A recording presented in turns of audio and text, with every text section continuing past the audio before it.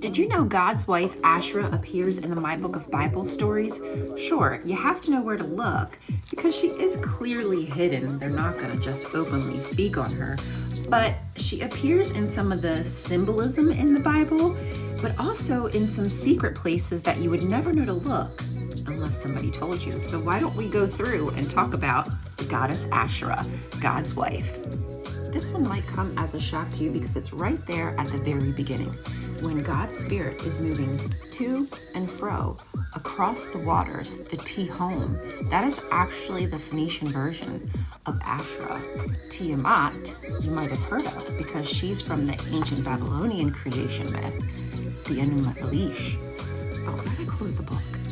Number 2 is right there in the beautiful garden. When God says, let us make mankind in our image, the us and the our is referring to a pantheon of gods, one of those gods being Asherah. So she was there at the beginning and humans were being made in her image, in that God's image, in this God's image.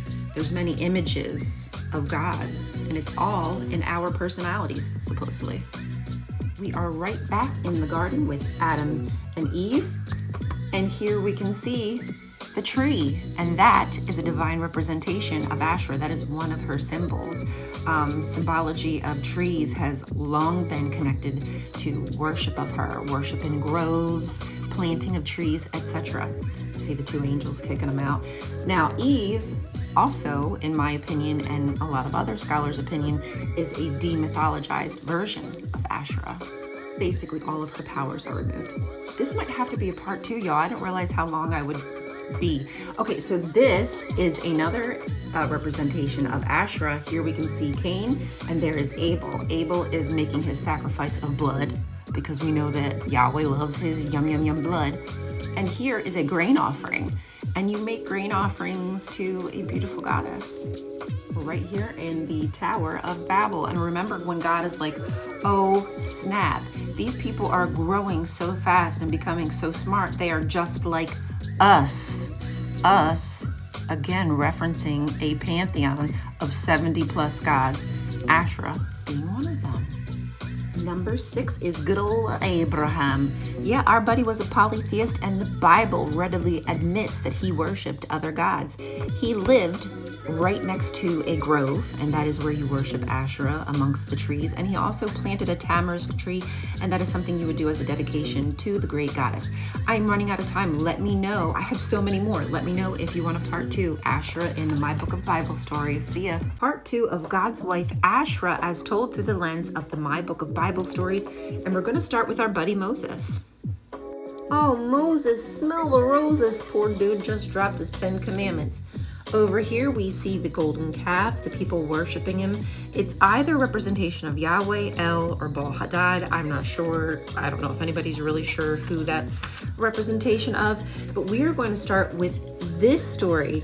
And you see that menorah there? That symbolism is adapted from Asherah. I'm going to give you proof.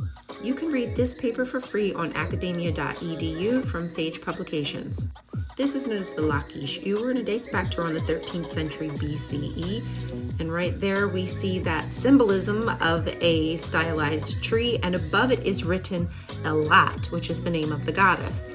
This drawing is from Kuntalet Ajrud, and you can see that it's an almond stylized tree flanked by 2 ibexes, very strong goddess symbolism. So this imagery has been co-opted by Yahweh, but originally it symbolized Asherah. And I even believe at the time that these were polytheists, so this really is just a representation of Asherah, which was then taken over by the Yahwists. And yes, just like you said, here we see Aaron's flowering almond rod. And what did I just show you? That stylized almond tree is symbolism of Asherah.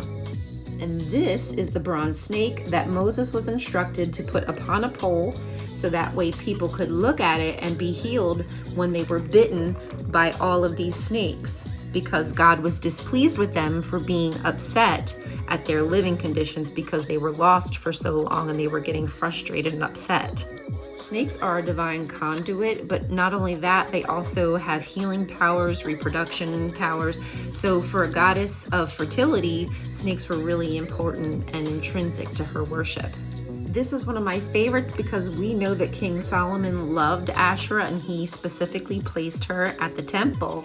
But they actually have a drawing of her here. You can see she is holding 2 ibexes by the hand.